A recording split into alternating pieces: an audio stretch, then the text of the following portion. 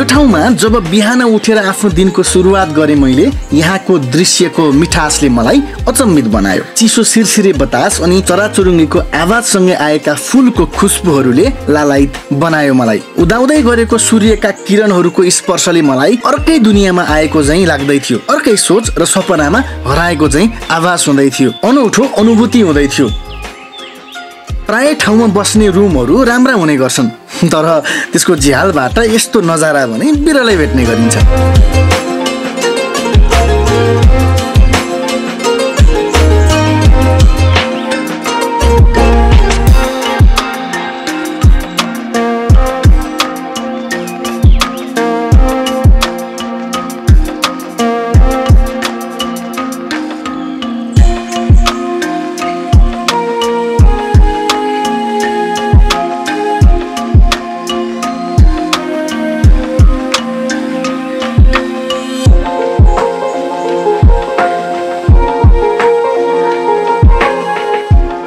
Famous farm नुवाकोटमा रहेको छ। यहाँ जानको लागि काठमाडौँदेखि टोखा झोर हुँदै हामी नुवाकोट पुग्न सक्छौं। तर यो सफरमा फेरि भोक निकै लाग्छ अनि काठमाडौँबाट एक पाइला बाहिर निक्लिन साथ मोमोको याद आइहाल्छ। यो मोमो भन्ने चिज पनि अनौठोकै छ। अझ यसरी पिरो चटनी हालेर खाएपछि त स्वादै बेग्लै। हामी एकछिन बाटोमा मोमो ब्रेक लिन्छौं।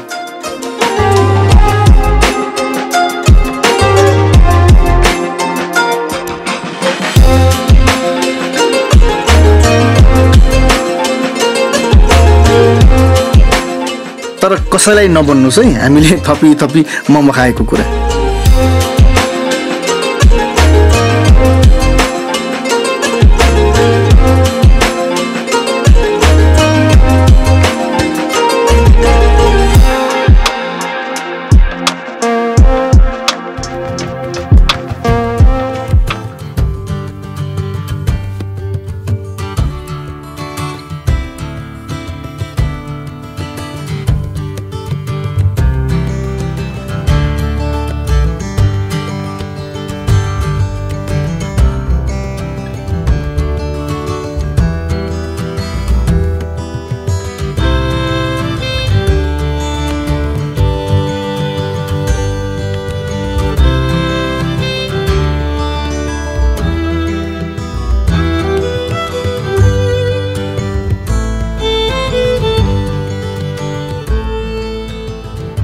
मोमो ब्रेक पछि हामी लाग्छौं हाम्रो गन्तव्यतर्फ। काठमाडौँबाट केही किलोमिटर पर रहेको यो ठाउँ सायद कतिपयलाई थाहा नहुन पनि सक्छ। Old style Nepali traditional building रहेको यो ठाउँ नुवाकोट दरबारबाट मात्र 10 मिनेटको वाकिङ डिस्टेन्समा छ। यो ठाउँ सुन्दर दृश्यहरूको साथ पहाडमा बसेको छ। हामी जान साथ वेलकम ड्रिंक्सले हाम्रो स्वागत हुन्छ।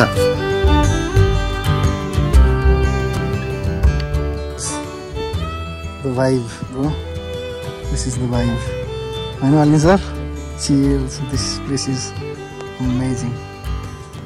This is bro. Welcome. Drink.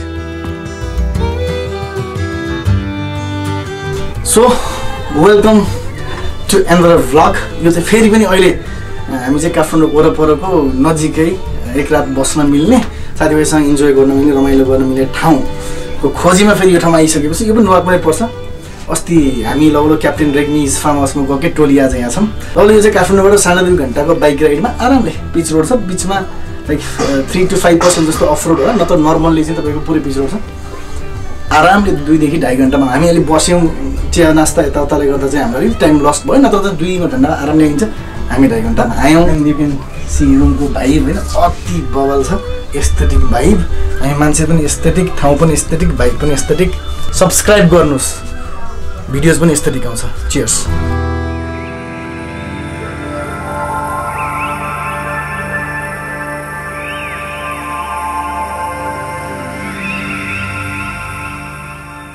पुरानो नेवारी घरहरूको संग्रहलाई उनीहरूको पुरानो महिमामा फर्काउन यो ठाउँलाई पुनर्स्थापित गरिएको रहेछ।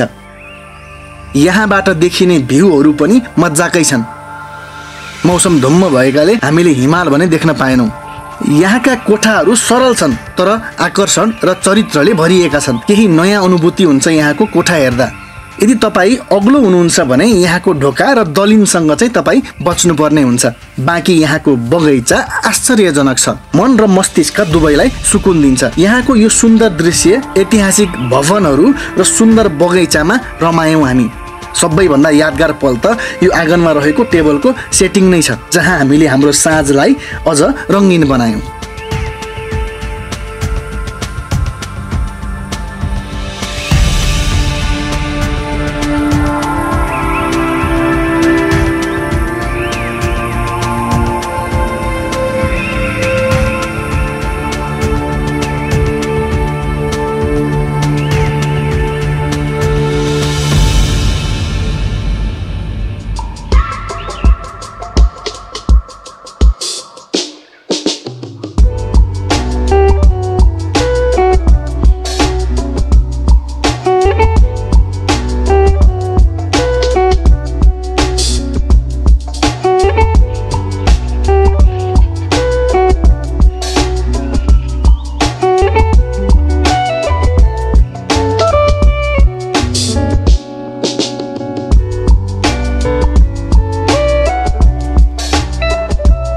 जति साँझ ढल्दै गयो यो ठाउँ अझ रङ्गीन साँझमा बन्दै गयो। अन्य आगन्तुकहरू पनि साँझमा रमाउँदै थिए। मधुर प्रकाशसँग चिसो बतास अनि साथीभाइका मिठा कुरा।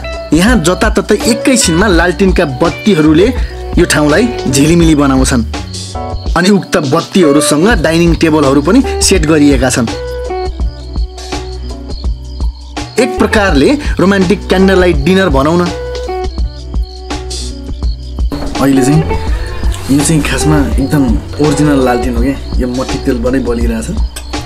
यो हामीले चाहिँ एकदम मलाई चाहिँ डिम गरिरहेछौँ हामीले, किनकि यो एस्थेटिकमै हामीलाई मजा आइरहेछ कि हेर्नुलाई। र जे तपाईँ आएर यहाँ साँझ लाइट बत्ती छैन, सो जे तपाईँ आएर साँझमा देख्नुहुन्छ त्यही हामीले यसमा चाहिँ हालिरहेछौँ। सो अब एकैछिन हामी यो हल्का हामीले के भन्छ रङ जमायौँ भनौँ साँझमा। अब एकछिन खान्छौँ, त्यसपछि खान्छौँ, रमाइलो गर्छौँ, सोच्छौँ। अहिले खासमा धेरै खिच्नु पर्ने थियो, हामीले ड्रोन पनि उडाउनु पर्ने थियो, तर एकदम वाइला हावा चल्यो, ढाँडा बन्द छ नि त यो। त्यो कारणले गर्दा अब जे यहाँको परिवेश देखाउनु पर्ने छ त्यो सायद हामी भोलि पनि देखाउँछौँ। So cheers. यो ठाउँ एस्थेटिकली एकदम नै प्लिजिङ छ। साँझ पछिको भाइब एकदम नै रोमान्टिक छ। कपल्सहरूको लागि यो एउटा पर्फेक्ट गेटअवे हुन सक्छ, जहाँ केही नयाँ अनुभवहरू सँगाल्न सकिन्छ भने रोमान्टिक त हजुरलाई ठाउँले आफै बनाइदिन्छ।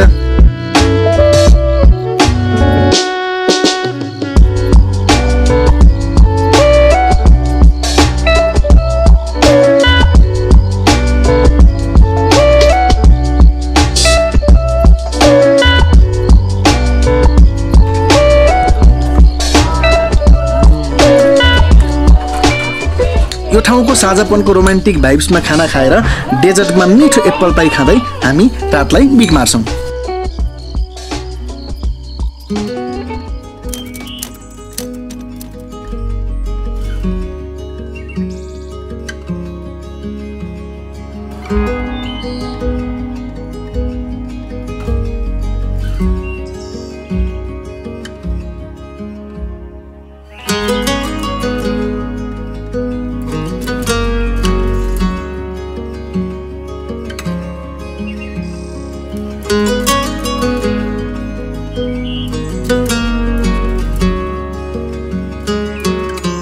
योपालिको यात्राले हामीलाई नुवाकोट पुर्यायो अनि यो ठाउँ भने प्रकृतिको अनौठो उदाहरण हो।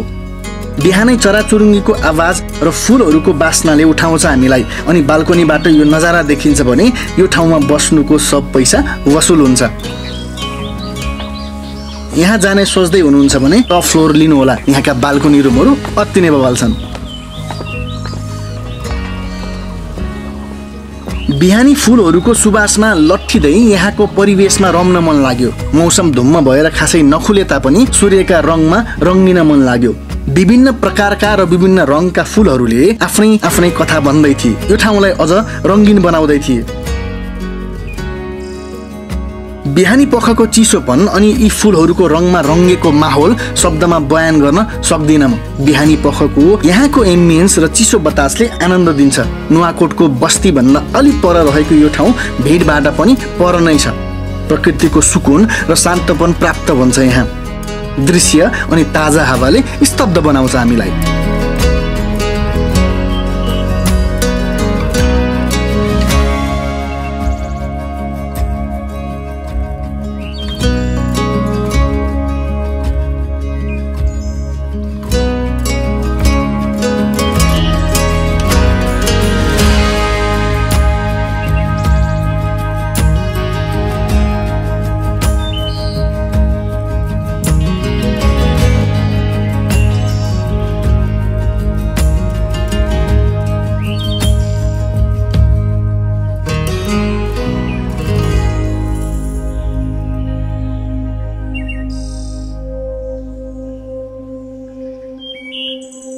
एरेस्ट हिल साइडमा रहेको यो फार्म एक पुरानो किल्ला हो। यसको छतको पुरानो स्टाइल्सको टाइलहरूले पनि अलग मज्जा दिन्छ।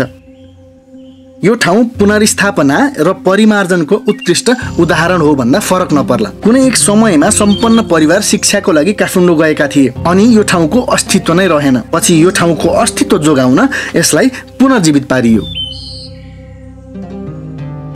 शहरमा बसोबास गर्ने हरेक नेपालीले व्यवस्था गरिएका परम्परागत चीज या ठाउँहरूबाट कसरी अमूल्य रत्नहरूको सिर्जना गर्न सकिन्छ भनेर जान्नको लागि भए पनि यो ठाउँको भ्रमण गर्नुपर्दछ।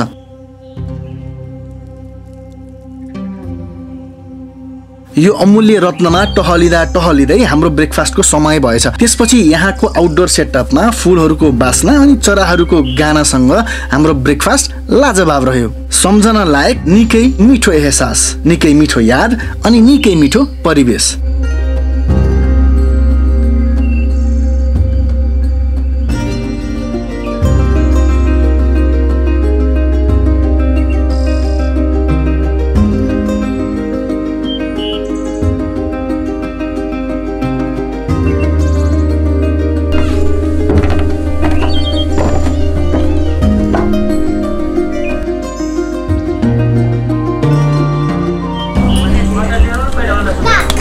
Masuk tak boleh halimnya. So this is banana lassi. बिहान उठ्यौँ मजाले डुल्यौँ एकछिन। अब अहिले त ठ्याक्कै घाम पनि लागेको छ, बवाल भइरहेछ। फुलै घेरेको ठाउँ, बिहान उठ्दाखेरि शान्त वातावरण, चराको चिरबिर। अब चिया पनि आयो, हाम्रो चिया पनि आइपुग्यो, लस्सी खाइयो, दही पनि छ, which is one of my favourite. एकदम good for digestion as well. त्यही भएर जस ठाउँ बवाल छ, एकचोटि आउनुपर्ने आउँछ। अब ब्रेकफास्ट खान्छौँ हामी, त्यसपछि यहाँबाट हामी टाटा बाइ बाइ गर्छौँ for the next destination of course.